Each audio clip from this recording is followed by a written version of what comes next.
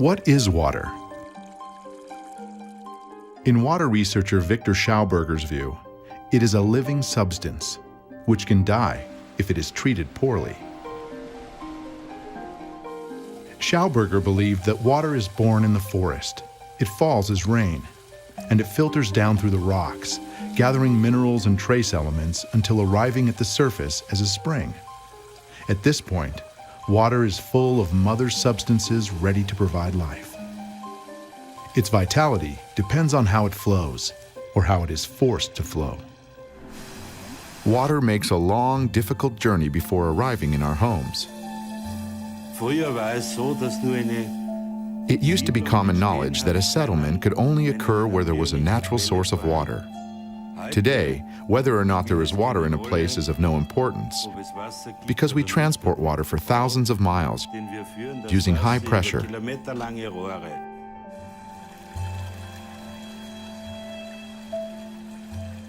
In nature, rivers and streams always flow along a smoothly curving course. But any water system has multiple right-angle turns.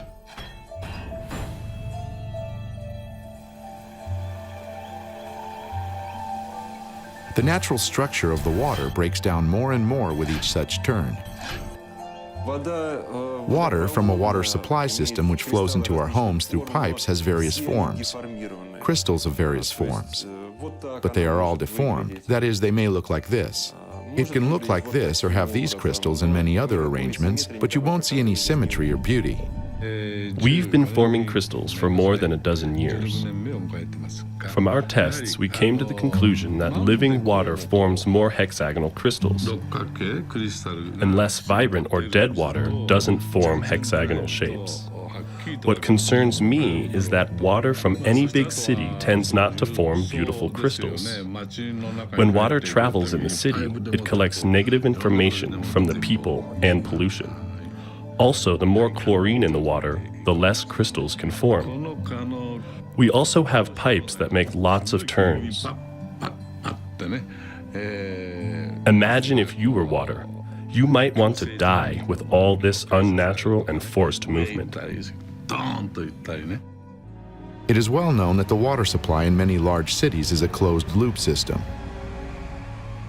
After undergoing aggressive chemical purification and passing through powerful filters, the water in these systems is returned to our homes, still remembering the chemicals and the violence it was subjected to.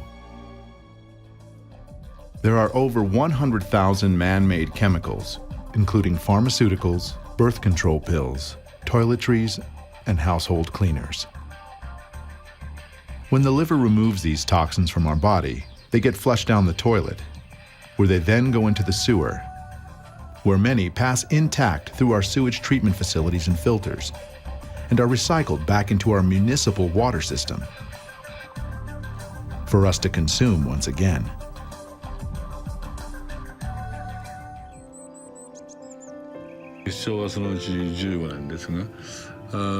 I've studied water crystals for 15 years. What I would really like people to know through my research or work is that water has memory. Dr. Masaru Emoto exposes water to a variety of outside stimuli at his research laboratory in Japan. His researchers capture 50 samples of each water specimen, which are frozen, and after 3 hours examined in the lab at a temperature of -5 degrees centigrade. Only a few will reveal their beautiful structure. As the temperature rises under the microscope, the crystal starts to grow and expand.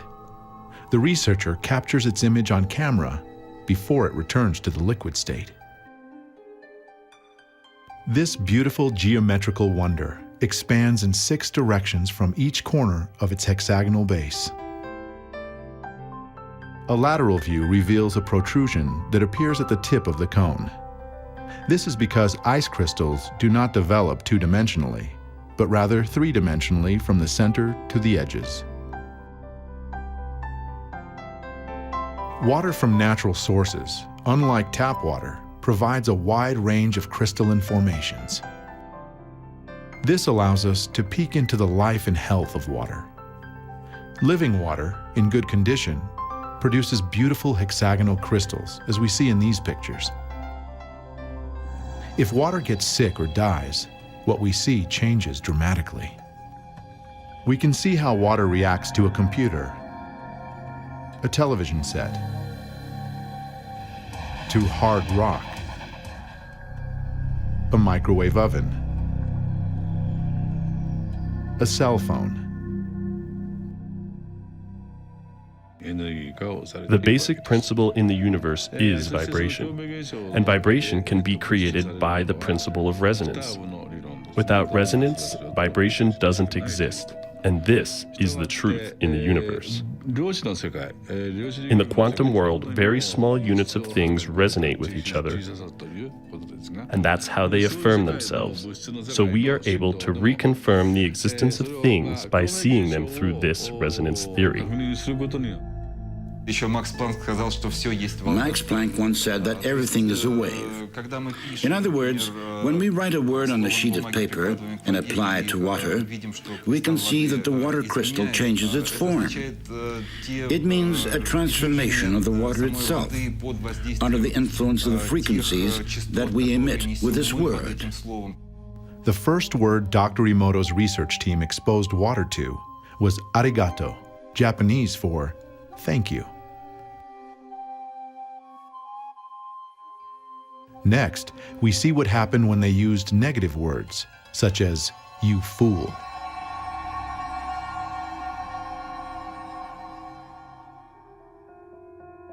Words of beauty create beautiful crystals. Gentle words manifest delicate crystals. In crystal form, water reflects the power of intention behind our words. This is a water droplet. If we expose water to various sound frequencies using a technology called a tonoscope, we can observe various patterns emerging in its structure.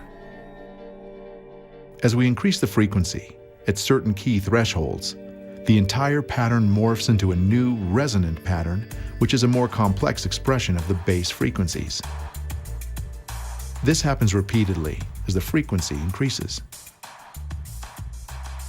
We can observe familiar geometrical patterns.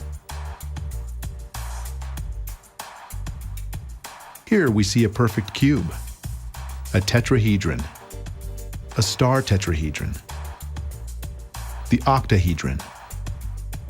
All of these forms of sacred geometry were created simply by achieving the resonant frequency to match the form. Water and human beings and plants respond the same way to resonant energy that your cell phone does when it picks up the call. Human beings and water can respond to particular frequencies and energies applied that way, and you can build up tremendous energy and have tremendous effects. We grow crystals using resonant frequencies. Salt crystals, like the same kind of salt flowing through your bloodstream right now in water. We grow those crystals using resonant frequencies 2,500 times faster and bigger. Water perceives every change in thought or mood. The brightest of these vibrational currents is created by love.